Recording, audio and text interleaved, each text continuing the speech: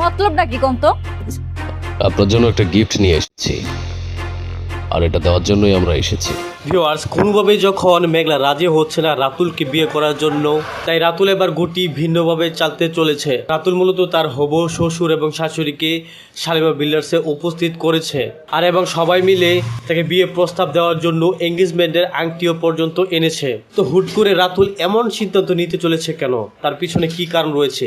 সে কি কোনো mastermind plan সাজিয়েছে নতুন করে? মেঘলা কি নতুন করে কোনো বিপদে পড়তে চলেছে রাতুলের জন্য? অন্যদিকে ভিউয়ার্স, অনিক এবার সাব্বিরকে সন্দেহ করছে। সাব্বির তো তলে তলে এখনো বৃষ্টিকে পছন্দ করে, কারণ বৃষ্টি হচ্ছে সাব্বিরের মনের মানুষ। তো বৃষ্টি তাকে এমনটি বলেছে বন্ধুত্ব হয়ে সারা জীবন থাকতে পারবে, কিন্তু কখনোই মনের মানুষ হতে পারবে না। এছাড়া ভিউয়ার্স, মেঘলা তার সন্তানের পিতৃ পরিচয়ের জন্য কোর্টে পর্যন্ত যাবে, আর এটি ছিল তার মনের বাসনা।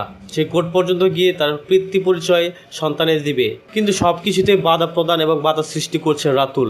সে মূলত একের পর এক মাস্টারমাইন্ড প্ল্যান খাটিয়ে সকলের মধ্যে ঝামেলা সৃষ্টি করেছে। এদিকে অনিকের কনস্ট্রাকশন সাইডের মধ্যে কর্মীকে সেফটি প্রদান না করে যে করেই হোক অনিককে ফাঁসানোর জন্য রাতুল মাস্টারমাইন্ড প্ল্যান সাজিয়েছিল, আর এর থেকেও কোনো রকম অনিক এবার রক্ষা পেয়েছে মেঘলার মাধ্যমে। তো ভিউয়ার, শেষ পর্যন্ত কি মিথ্যারই জয় হয়ে যাবে একের পর এক? সেই শুরু থেকেই তো রাতুল মূলত তাদের পিছনে রয়েছে এবং সুখ শান্তি কেড়ে নিয়েছে। তো ভিউয়ার্স, আপনি কি চান রাতুল যে কিনা বদচরিত্রের মানুষ তার শাস্তি হোক? সেটি কি আপনারা চান? সেটি চাইলে অবশ্যই কমেন্টে লিখে জানাতে পারেন। এছাড়া ভিউয়ার্স, আপনারা কি রয়েছেন গরিবগড় রাজপুত নাটকের প্রথম এপিসোড থেকে শুরু করে 23টি এপিসোড দেখেছেন তথা 24 এপিসোডটি দেখতে চান, সেই সাথে আরও বেশি পর্বগুলি দেখতে চান, সেটি অবশ্যই কমেন্টে লিখে জানাতে পারেন। এছাড়া ভিউয়ার্স, নাটকটি ভালোবেসে কে কোথায় বা কোন দেশ থেকে দেখছেন সেটিও অবশ্যই কমেন্টে লিখে জানাতে পারেন।